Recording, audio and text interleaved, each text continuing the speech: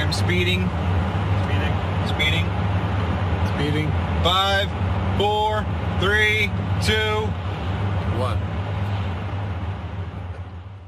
The world is changing faster than ever.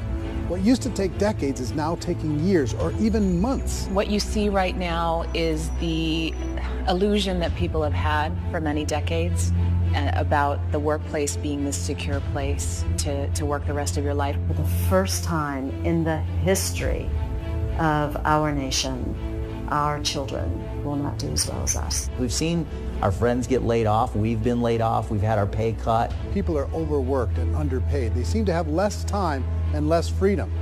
They live under constant pressure. This is going to be forced. And so even if your employer loves you, they may have to cut you. There's something wrong that on Monday morning, the heart attack rate increases by 35%. Technology is accelerating, job security is declining. It just doesn't seem like the old models of making a living are as reliable as they used to be. Every aspect of our lives, there's a better way out there, but we're still doing it the old way. We live in the greatest country on the planet, and there are a lot of people sitting around complaining and being cynical. Like everyone's whining about this old model, and I'm like, why don't you leave it? Look at all this over here. Look at all this opportunity. Since so much of our lives revolve around our work and the way we make our living, many people are thinking there just has to be a better way. The biggest challenge facing our world today is not making money, is what are we going to do with all the displaced, unemployed people? People are afraid that they're going to make the wrong decision. People are afraid of the unknown. People are afraid that maybe I don't have the skills. Hey, sports fans, industrial age is over. It's dead. It's dying. That's why going to school to get a job is an obsolete idea. A steady paycheck is an industrial age idea.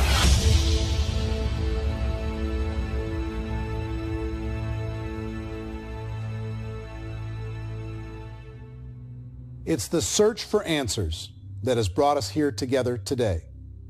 My name is Eric Worre, and for almost 30 years I've been an entrepreneur, struggling at times, but ultimately succeeding.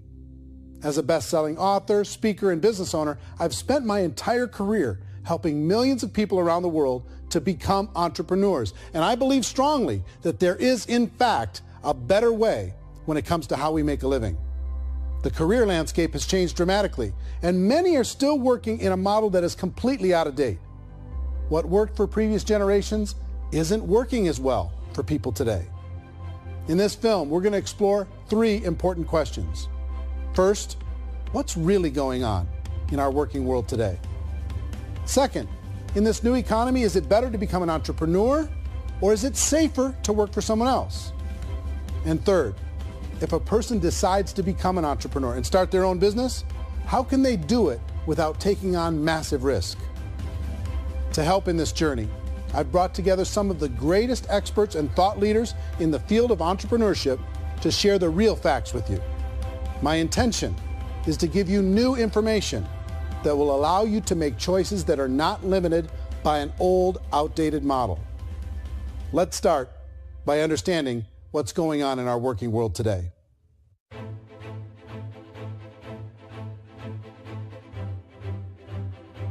Let's look at unemployment. 30-40% of the people are honestly not working, but would be working.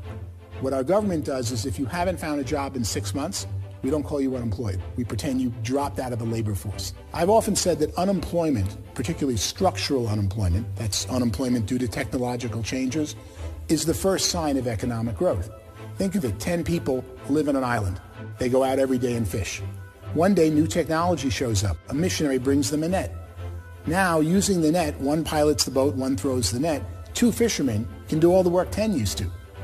That's a 500% increase in productivity, 2 doing the work of 10, in one day. You don't have to learn a lot to learn how to throw a net instead of throw a fishing line.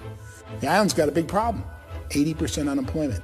But the island still has all the wealth of the fish because the 2 people produce as much fish as 10 did. Now, of course, looking back in history, these changes used to take thousands of years. And during that time, we went into farming and transportation. Some of us became doctors and some teachers and lawyers, and we developed all these new professions and new manufacturing jobs. Today, these changes are occurring literally in one day when a new technological advance occurs, and we don't have the social structures to deal with it or to retrain the unemployed people. So one of the things that I think is interesting as I travel across the country and really travel around the world is the way that we work and the way we get paid for work is changing pretty dramatically. On a global basis, everything is being turned upside down because of the rapidly advancing technologies. They are eliminating many jobs, and we have been left with many people not prepared for the jobs that exist. A lot of demand in public companies was to squeeze out all the fat and to get just as much margin as we possibly could, and fat equals humans. So this idea of job security in information age is so obsolete, but it's still taught inside our school system, and that's where the problem starts. There's no financial education in school system, and people are still trained to be employees who work for that paycheck. This is a chart on the middle class. What's happening in the middle class, those that went to school, their incomes have been coming down for years. And parents still say to their kids, go to school, get a job. Now what happens to all those middle class people who are dropping off the ends of the chart? Well, they become what's called working poor. And this is what happens to working poor. But they say poverty is ending. Well, poverty may be ending, but working poverty is going up. And this is food stamp usage.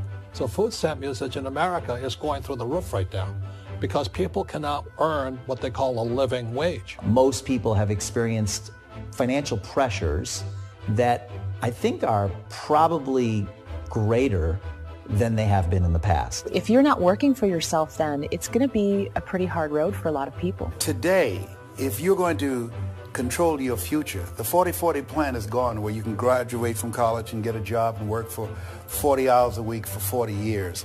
That day is gone. So some of these charts actually tell you what's going on. And this is a really interesting one. You know, people are going back to school because if I go back to school, I'll get a nice job. But this is what's happening to, it's called Sallie Mae, which is the student loan guys. The student loan is going through the roof. It's now over $1 trillion, and student loan debt is worse than credit card debt. So when people stopped using credit card, the government got people into student loan debt. And the problem with student loan debt is you can never be forgiven. See, with credit card debt, you can declare bankruptcy and all's forgiven. But student loan debt, you can declare bankruptcy, you still owe it. It's the worst of all debt. But this is the next picture. Look at this chart here. This is what's happening to wages of college graduates. It's going down. So you go to college, you rack up all this debt, but you earn less money. Now, that's not that intelligent. Average person who's been working a lifetime in America today is ending their lifetime at 65 with about $41,000 in assets. They earned just enough to survive. I think in the United States we have something like $17 trillion in debt. That's just the federal government debt. We got another 2 in municipal and in other, let's call it almost 20 trillion government. We've got 40 trillion in private debt. That comes up to close to 60 trillion. When you then add something we never had before, what you were talking about, when we look at the unfunded portion of Social Security and primarily Medicare, Medicaid, that, at the most conservative estimates from outside firms, Kleiner Perkins, 67 trillion and growing. That's more than all our other debt. There's less conservative estimates that say it's 84 trillion or higher. I added up conservatively $127 trillion in total debt. Debt is a financial drug. When you take it to excess, it's like taking a drug. Yeah, it makes you feel better, it enhances your performance, but at a huge cost, eventually it kills you. And so that's what happens. We keep doing more and more debt, and you get less and less results, just like a drug, until the debt gets so high that it crushes the whole system. That's where we're at, 8.2 times GDP. You know who I feel sorry for? I feel sorry for the person who dreads going to work, who is sick to their stomach on Monday morning, who hates their alarm clock, who gets a little glimmer of hope on a Wednesday because it's hump day and says, thank God it's Friday. And they live for those 2 days a week where they get to be themselves and they don't have to be around people they don't like, and they don't have to play the political game in the office, and they don't have to live this half life. The person that works 50 weeks a year just to be able to have the 2 weeks for vacation. And you know what happens to most of them? Nowadays, they don't have a vacation. They have a staycation. They have time off of work, but they don't get to go where they want to go because they're overextended. They've got all this debt. They got all this situation. They hate their alarm clock. They can't sleep until they're done. They have to spend most of their life in traffic. I feel sorry for that group of people because there's a better way. They just don't know it. I see this really interesting attempt at rugged individuality in a 6x8 rectangle. And I feel like you're all the same, except for the little push pins of the pictures. There's different pictures. Yours is named Jenny and his is named Sujara, but it's the same people. And this is how they are, and they're just like the zombies, and there's no joy in there, there's no fun. There's always like the wacky woman who decorates her cubicle, and that's the most she can do there. You got to give her credits, right? The wacky cubicle woman. The basis for their life is worry. I'm worried, you know, maybe I'll get fired. I'm worried maybe my company will go out of business. I'm worried I can't keep spinning the plates on paying the bills. I'm worried about how do I send my kids to college. I'm worried, what if the transmission of my car breaks? That's, you know, 2 or 3, I can't fix it. People live in a sea of worry, and it eats at them. Those signs that people held up during the Depression didn't say looking for gainful employment in a cubicle. It said looking for work. Work is what we're looking for. Job is just a unit of measurement. Work is what we're going after. It's time to look in the mirror and say, it's not the economy, it's my economy. It's my little world of where I am. I need to improve. I'm not going to wait for the economy to come back because, frankly, the economy is doing great in this country. So I'm here on Wall Street, the financial center of the universe, the financial capital of the world. This is where most people's money goes to at least be held for a time, right? With interest rates in banks being effectively zero, and many experts are predicting it's going to stay at zero for the next 10, 20, even 30 years, people feel like they don't have any choice but to put their future into equities, to put their future into the hands of other people on this stock market, and hope that the stock market goes up, hope that the stocks that their advisors pick or that they pick goes up. That's one way to go, I guess. It's my personal belief that if you put your future into the hands of yourself, in other words, you have earning power by yourself, I think you're a better investment than these guys. I think you controlling your future is a better option than handing over your retirement to these guys. The average household income in the United States is approximately $50,000 a year, what they call the middle class. To reach the top 25% of income earners, you'd need to earn at least $90,000 a year. To reach the top 10% would be a household income of $140,000, the top 5%, $190,000, and to be in the top 1%, you'd need a combined household income of at least $380,000 a year. So here's the question.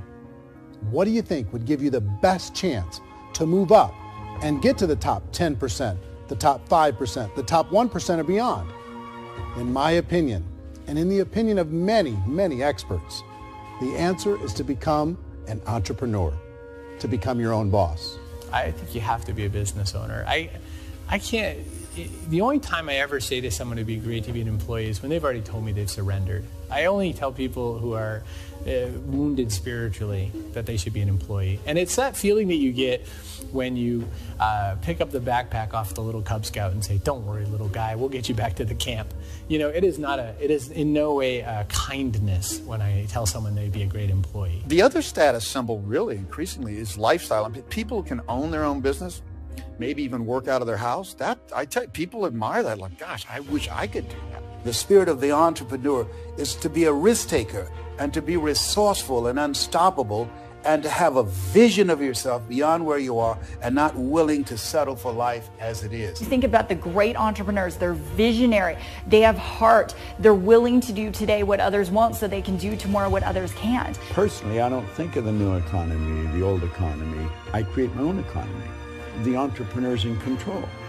I decide what the economy is going to be like. In the world of entrepreneurship, there are no limits. You can make as much as you want. depending on how much you want to work and how smart you are and how great a team you put together. There's no more lifetime rewarding business than being an entrepreneur.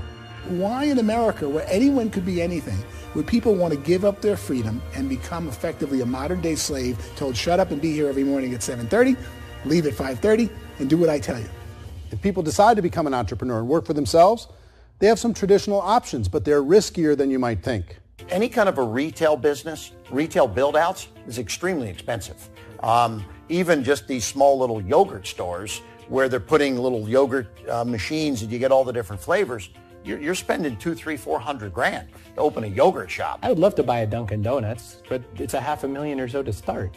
I don't quite have that just-in-case money. Risking lose it all, and most guys do 2 or 3 times, and even big guys like Branson, because I'm such a fan of his, half his companies don't work. If you make $1 million, your problems are going to go. If you make $1 billion, your problems are really going to go. Just the opposite. You and I know when you're making $1 million, you get $1 million responsibilities. You make $1 billion, you got 1,000 times $1 million responsibilities. And most people say, I'd love to be my own boss. 70% of Americans would love to be their own boss, according to recent polls. But they don't know how to get there. Because what are you going to do? One, you could buy an existing business. If somebody's selling an existing business, you have to ask why. Usually because it's probably hard. It's probably not making as much money as they hope. 2, they could buy a franchise. A little less risk, proven system, but it's expensive to be able to do that. 3, they could start something from scratch. And that's where a lot of people feel like, I don't have the chops to do it. I don't have the money. I don't have the product idea. I don't have the expertise. I don't have whatever it's going to take to be able to get there, and I can't risk my family to do it. So 4th, they could become an investor. A lot of people in this town invest to try and figure out a way, but you got to be pretty smart with that game too, right? Venture capitalists, who are the very best and most sophisticated in investing in new breakthrough businesses, make it on 1 out of 11. That means 10 out of 11 are mediocre or fail. Most of them fail. That's the risk there. An angel investor is lucky to get 1 out of 15 or 20. A business is a team sport. Like, I have to have accountants, I have to have engineers, I have to have system designers, I have to have sales, marketing, I have to have accounting, I have to have mission statements, I have to have legal and all that. The average Joe Schmo, even me, I go out there, I don't have the skills to put a business together. I think the bottom line for the 4 traditional options is they take money, sometimes a lot of it. They take expertise, and they take time. All of that adds up to just too much risk for most people. I bought a business from somebody else, and it was a lot of work. And you start wondering, what did I just buy? Because I guess ultimately I own your email list, and I just overpaid for it. People that start their own business, they spend a lot of money, they spend a lot of time, a lot of effort to get things started. And the more you invest on the upfront, the harder you typically work at it. Well, I can tell you what the success rate is of a restaurant. What is it? They're crazy enough. About 90% of them fail. About 90%? In how quickly? Year less. Wow. And if we're talking non-franchise, we're talking franchise, Sure. That's totally different. Yeah. But our students aren't getting franchise reps. You got to invest big money. Exactly. And with someone like McDonald's, you've had to work with the company for a long period of time, really know the You even have a chance at investing $1 million. You have a chance, and it's a slim chance. What if there was a way that you had all the proven aspects, the comfort aspects, and you could still control your own life? What if there was both? In other words, you didn't have to create everything from scratch. You didn't have to be a super leader. All you had to do, what if there was a proven product already? You didn't have to create the product. And there's a proven system already, proven training already. Everything except an employer. That was the only thing that you didn't have. Do you think more people would be open to working for themselves in that environment?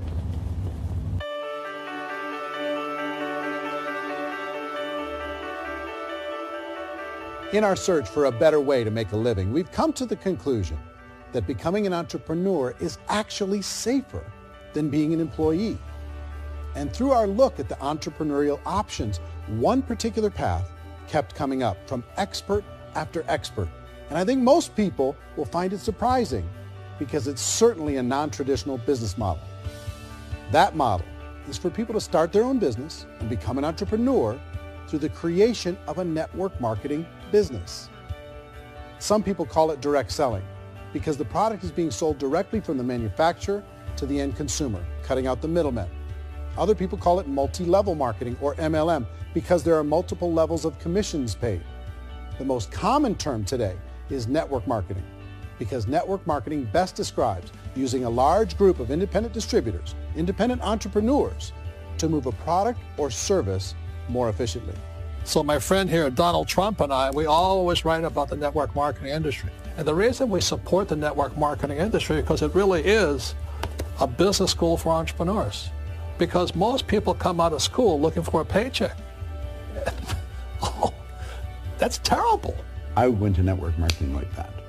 I think if it didn't exist, we should invent it. It is that good. I think direct selling is a great way to do business today. It's very easy to get into that industry, and you can be self-employed, be, in effect, an entrepreneur. When we see multi-billionaires adding network marketing companies to their portfolio of companies, that would be a clue. When we see people who are very famous authors and very famous business people endorsing the industry, that would be a clue. These network marketing companies aren't $50 million companies. They're billions and billions of dollars. They lead the stock market. They're major companies. When we're going to get it? You know, and you're going to school to work for a paycheck. But if you want to be rich, be an entrepreneur. And network marketing gives you the spirit to be an entrepreneur. A traditional company will spend up to 50% of their total revenue on marketing. Network marketing companies use a different approach. Instead of having all that extensive marketing expense, they utilize a network of independent distributors to do the marketing for them. Now, why do they do this? First, because word-of-mouth advertising is so much more effective today than traditional media advertising. Second, some products need to be explained or demonstrated, and an independent salesperson can do that more effectively than an ad campaign. Third, it's completely efficient. The company only pays for the marketing of their product if a sale happens and not before. Imagine if Amazon allowed you to become an independent distributor and paid out 40% of its revenue to that distributor group. All you had to do as a distributor was recommend a product, and if a person bought it on Amazon, Amazon would take care of all the logistics, and you'd get paid for bringing the customer. Now imagine you got paid for every purchase that customer made for the rest of their lives. Well, Amazon doesn't offer this option, but network marketing companies do. 85% of all buying decisions in our society are made as a result of word of mouth or reputation. We're recommending things to each other all the time. You know, who's your dentist? Who's your doctor? Who's your lawyer? What detergent, are you using? What legal system are you using? What product are you using? We're talking to each other about the things that we love anyway. When you go into a big box retailer, you're lucky if the clerk looks you in the eye, much less gives you any detailed or accurate information about what you're purchasing. So of course, this personal information, this education coming from a friend, a neighbor, a relative, or even a stranger, but one who has experience with the product is extraordinarily valuable. As a matter of fact, network marketing can educate consumers probably better than any other form of marketing. It certainly can do better than advertising, because advertising usually has a certain hype to it, and you can only get limited information. So, network marketing trumps advertising. If you were a typical sales company and you wanted to sell $1 million a month worth of product, you might go find 100 superstar salespeople. The quota would be $10,000 a month. So network marketing as a distribution system just flips the numbers. So we use 10,000 happy, raving fans of a particular product, and we don't concern ourselves so much with how much product each one of them individually sells. If they sell just $100 or $200 a month, and there's 10,000 of them, you're selling $1 million to $2 million a month worth of product. And that's the best way I can explain how network marketing works. This is the marketing arm of the company. There's not money being wasted on bricks and mortar. There's not money being wasted on inventory that's sitting stagnant somewhere. There's not of employees standing around that don't have customers. These are people that are going to connect with customers. These companies allow people to become independent distributors for extremely low cost and with no minimum time or sales quota. Essentially, they own their own business and can provide as much or as little sales as they choose. In other words, the distributor gets all the benefits of traditional business ownership without the risk. The advantage of network marketing is the ease of entry, the low risk, and the low startup cost, because almost everything else has very high risk. You can get in for a minimal investment. You're buying into a system that's already been proven, products or services that have been proven to work. The keys to network marketing is providing an opportunity for the masses to get involved, providing an opportunity for the average person who doesn't have the resources to start their own business. All of this so far is fairly straightforward, but network marketing offers another benefit, and it's this benefit that makes it so interesting for entrepreneurs. Network marketing allows a distributor to build their own network of other distributors and then compensates them on the sales created by that entire group. Direct selling is, at its base, very simple. It's the sale of a product or service to an individual on a face-to-face, one-on-one basis, just the way we're talking right now. But there's an important element as well, and that's the offering in conjunction with that sale of product, the offering of an opportunity for someone to make something of themselves. No matter what your social status is, no matter what language that you speak, I mean, look how many unbelievable people are becoming successful that speak every kind of language out there. What an awesome gift to give the world. Instead of having to work your way up in a system and prove that you could be a sales manager, they just decided everybody can be a sales manager. Everybody gets to build a sales team from day one. And so what that brought into the system of growth as a direct selling company is the concept of compounding or geometric progression. Because now you can actually grow sales force very quickly because everybody is enrolling people in their own sales force. People who are like, oh, this is weird, I'm building a sales team, or what do you think you do at a regular company? How do you think a regular company works? Network marketing is the only industry that doesn't say your past determines your future. It looks at your past and says, okay, now what can we train you to do so you can have a great future? Every other employer out there wants to exploit you for what you already know, not teach you something new. Network marketing has the potential to save the United States and the world because it's going to teach people not to be employees, but to be entrepreneurs.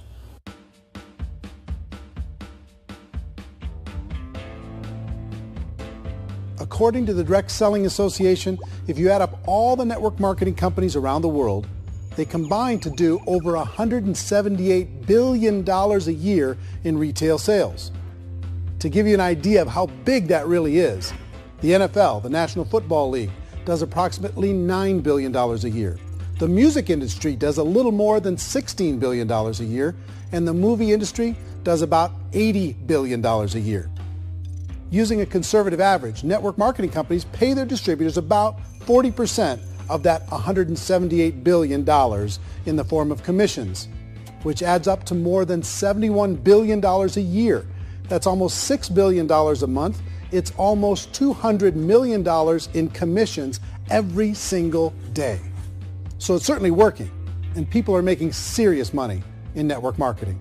With the growth of the direct selling industry over the last 10, 15, 20 years, we've seen a broader understanding of the channel. We have seen more and more people getting involved in the business, so our penetration in the marketplace has increased, and thus the understanding in the marketplace of who we are has increased. And we've seen non-direct selling companies look at the direct selling model and say, something's going on there. People are making money. Companies are being profitable, individuals are being motivated, product is being delivered to market. Maybe we should explore this. Some people think only the people at the top make money. Well, let's take a look at that as well. In the network marketing profession, there are roughly 500 people in the world who earn over $1 million a year. If you round that number up to $2 million a year, that adds up to about $1 billion a year. That takes the $71 billion paid out each year down to $70 billion. So where does the rest of the money go? The vast majority goes to part-time people making anywhere from a few $100s a month to many thousands of dollars a month. It goes to people who choose to make it a full-time career move and earning even more than that. Every day, people are using the money they earn through network marketing to pay off debt, have more fun, and improve the quality of their lives. Everyone I know in network marketing has been doing that since the 50s. They go to work when they want to go to work. They stop working when they want to take time with their children to have a leisurely breakfast and discuss issues and drive them to school. They go back to work when they get home, wherever they're working out of. The biggest thing that I've seen is people that have become much happier in their life. MLM has probably made more millionaires of more people in more countries, and I've spoken to them in 67 countries, than any other single form of business, starting from nothing. If they have a choice between working a job for the next 10 years or working a network marketing business for the next 10 years, the result of working the network marketing business will be better. A lot of people within the industry go on and make this a career and do extremely well at it. Network marketing has been nothing but good for everyone I know that's been involved with it because they did it seriously and they played full out and they've been very successful. It's been a constant barrage of success stories and people showing off stuff that they got as a result of it. How many people are involved? Approximately 16 million Americans and 96 million people around the world are currently participating in network marketing. And in a recent poll, 82% of those people report a good, very good, or excellent experience with network marketing. So people are happy.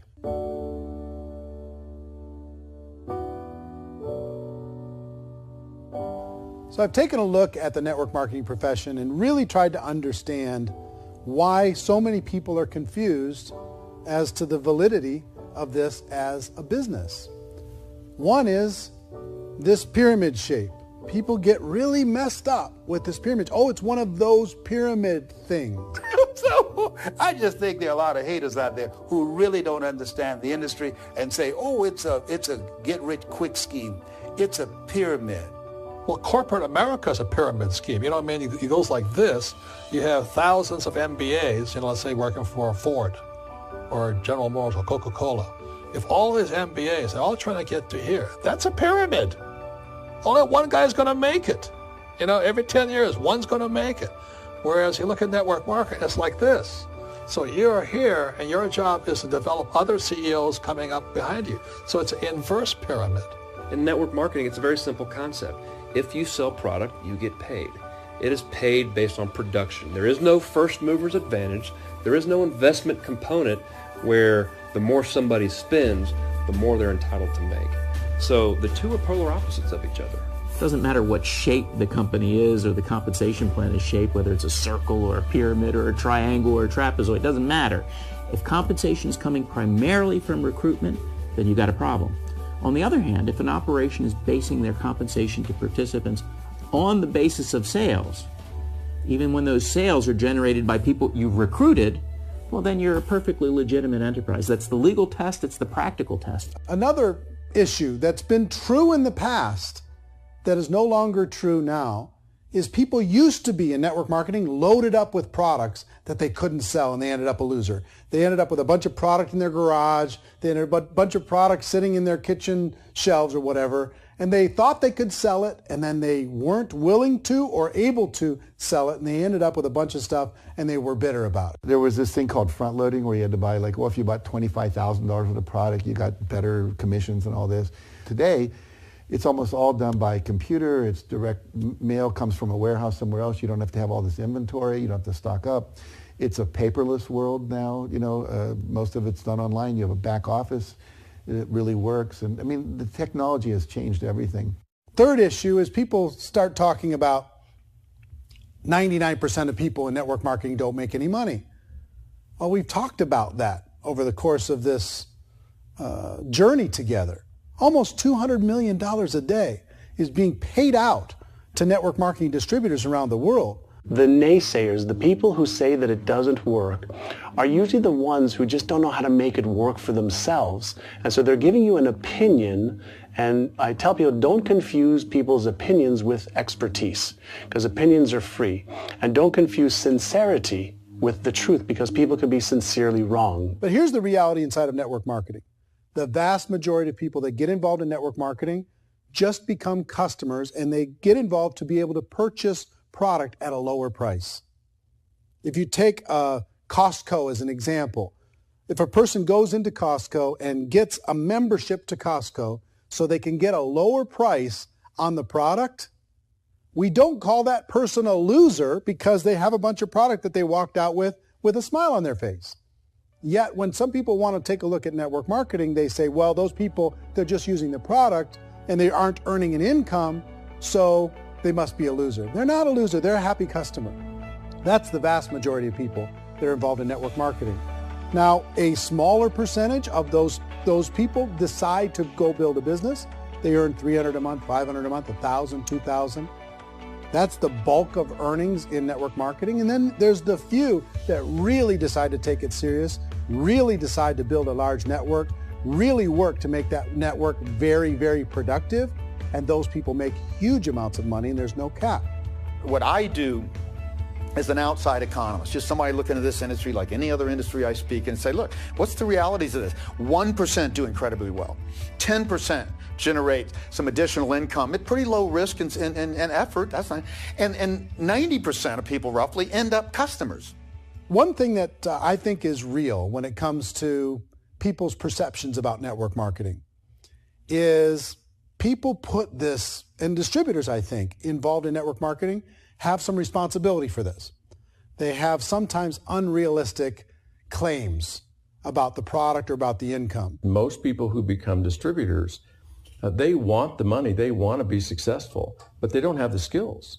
They don't know what to do. And when people don't know what to do and they're in a new business, they're scared. And when they're scared, they panic and desperation kind of sets in. So they think everyone they talk to has to get in. So if I talk to you and you say, well, no, I don't have time to do that, they're like, no, I need you. You have to do this or I won't be successful. So I start clawing on you. I start that desperation. So then I start making claims about the product, which are not appropriate, probably not even true. Or I start saying, let me show you how you can make all this money and you don't have to do anything, Eric. And so you just totally misrepresent the opportunity, and you're clingy with people because you think you need everybody to be successful, and you don't. You know, one of the messages that I try to deliver most forcefully to companies as well as salespeople in direct selling is that you don't have to overpromise. The reality is in network marketing, there's a lot of hard work involved. There's a lot of effort. You're going to have to develop yourself. It's a business like anything else. It's going to take some time, but in my opinion, it's better.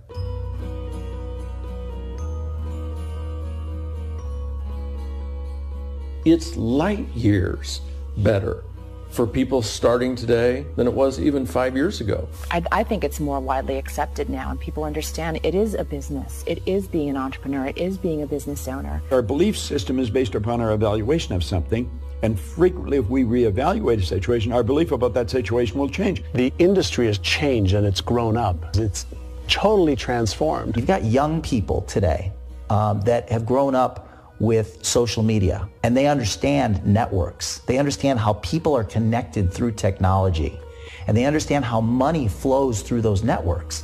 So when they see network marketing, they don't see it the way their parents saw it. And we've all learned, the larger industry that you represent, has all learned from those mistakes and flaws and errors that have happened early on. Early algorithms didn't work the right way. That's all fixed. It's like when they design a computer program, they design the program, then they run it, and then they go back through and they debug it. The MLM industry has been debugged. This is the day of being virtual, being able to run a business from your mobile phone. I mean, it's incredible. Companies are getting smarter. They're implementing more consumer protections. They're implementing more compliance training. They're doing more with respect to product research. If you do get involved and you make purchases of inventory, even on a voluntary basis, if you decide that this business is not for you, you can leave and have that inventory repurchased by the company. There's no other business that offers that kind of protection on a voluntary, self-regulatory basis.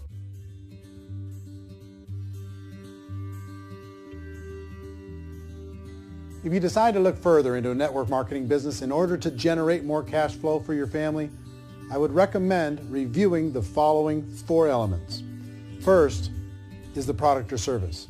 And on the product or service, I would ask 5 important questions. 1, do you like it? Is it something you would feel comfortable sharing with others? 2, is there a recognized need in the marketplace? It's hard to create a need if one isn't naturally there. 3rd, Does the product meet that need? Does it solve a legitimate problem for consumers? And fourth, is it priced to sell? Can it compete in the marketplace? And fifth, is it priced for profit? Is there enough margin for the company and the distributor to be able to generate income for the long term? If you can answer the questions on the product to your satisfaction, the next element to consider is the company itself. Is it well run? Do you believe in the founders or the management team? Do you feel they have what it takes to go all the way? See, it doesn't matter how good the product is if the management can't take care of the company. Good management can change with the times. They can handle adversity. They can make good decisions. Make sure you choose a company that can serve you for a long time. The third element to consider is the compensation plan. And with that, there are three important things to look at. First, a brand new person needs to be able to generate some money fairly quickly. It may be an obvious reason, but you can probably imagine the ripple effect of a distributor getting involved and having even a small victory fast. That can only help with the overall success of the organization. Second, a person should be able to develop a moderate part-time income in a reasonable period of time. As they develop their network and as their sales grow, they should be able to enjoy more benefits. And third, for the people who are really serious, for those who decide to really go pro in the network marketing profession, there should be the possibility to make a serious full-time income if they work hard and are committed to developing their skills.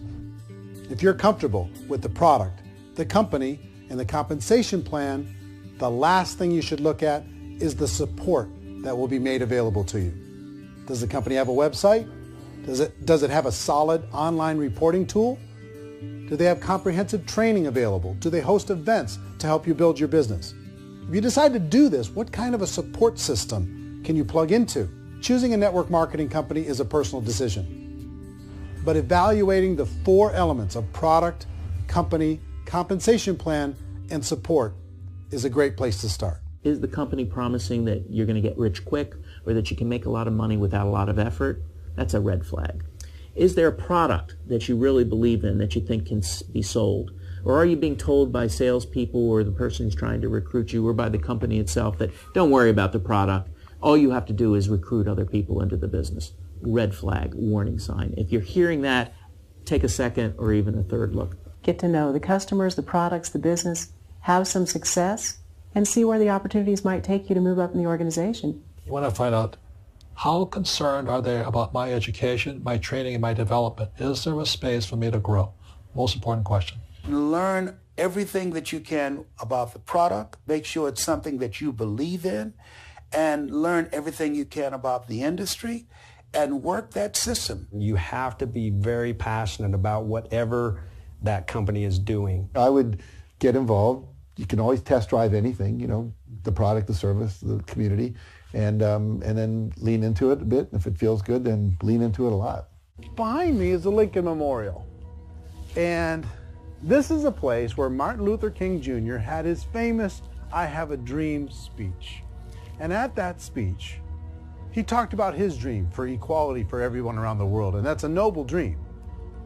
But I think more people need to remember what it was like when they were kids and the dream was still alive in them. Before it got beaten out of them by reality, by this paycheck, by these responsibilities, and by having to live for this job to pay the bills. I think people need to remember that, go back to that. Once they know that there's a better way, I think their future is going to be much brighter. They can live a better life.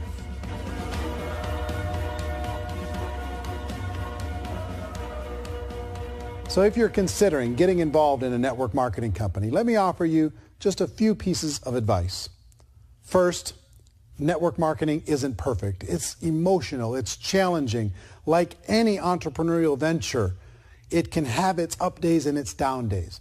But if you have an entrepreneurial bone in your body, it's just better. Second, if you're going to do it, decide to be professional. Decide to go pro. It's better to do that than just be this amateur sticking your toe in the water.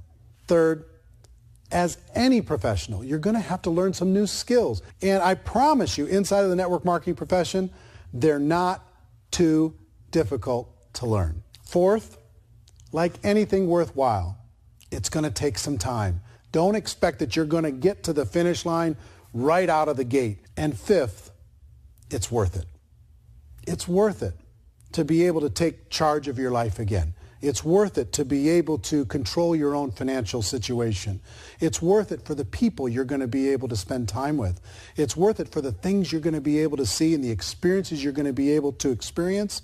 It's worth it for the causes you're going to be able to contribute to, the lives you're going to be able to touch, the customers you're going to be able to help, the friendships you're going to be able to develop. I promise you, it's worth it. Remember, most people are searching for answers just like you are. But I do have to tell you the catch to network marketing. If there is a catch, if you want to understand this from an emotional point of view, people say, well, it sounds too good to be true. It's not. It's hard work. But here's the catch. Most people still don't understand it. So you're going to have to endure the loss of social esteem from ignorant people. The uneducated will think less of you. Now, if you can handle that, you're on your way. If that's going to destroy you, you know what? Entrepreneurship in general probably isn't in your future. If you can face that catch, you can become unstoppable. I want everyone to really contemplate this if they're not in network marketing. You're in a job, you probably have a mortgage, you have rent, you have debt, whatever's going on. You're in a prison. You work just hard enough to keep them from firing you, and they pay you just enough to keep you from quitting. Come on! I've been there, done that, and bought that t-shirt. In network marketing, if you run into failure, it's really just a homework lesson for yourself. There's no one to blame. You really have no excuse not to be successful. You just don't. People don't want to hear that, but there's so much available to you. If you want to be a good network marketer, be a student to the people above you, be a fellow traveler to the people on the same level, and be a teacher to those below, and know when it's appropriate to do which. People who are not afraid of asking people to buy things, or not afraid of persuading people with a chance they may say no, these people own the future. Nothing happens until something moves. So you got to go move, you got to go do something, or nothing's going to change in your life. In the beginning, you're going to do a lot of things that you don't get paid for. But as you go down the road, you get paid for a lot of things that you don't do. And your job is rehabilitating the spirit, the entrepreneur spirit in all of us. You give it back. Either give it a strong yes or a strong no, but no wishy-washy, dilly-dally stuff in the middle. There's dreams and there are nightmares, but I believe that the biggest nightmare of all is when you don't pursue your dream. You're going to see some monumental growth in this profession. It's an exciting, exciting time to be involved with the network marketing profession. The next 10 years, I see just exponential growth. When that tipping point comes, it's not a matter of asking somebody, have you ever heard about network marketing? You're really asking them, which company are you building your wealth in? We are here to fix the world, to improve relationships with other people, to improve other lives. And the real reward comes as an entrepreneur in any level from teaching somebody something and watching them soar. There is no greater reward.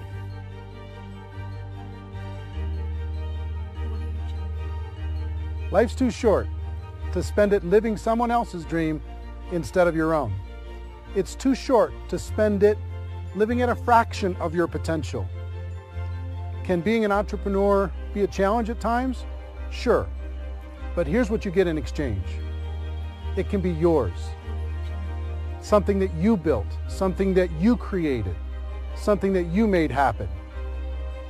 This balloon represents your dream. It represents entrepreneurship.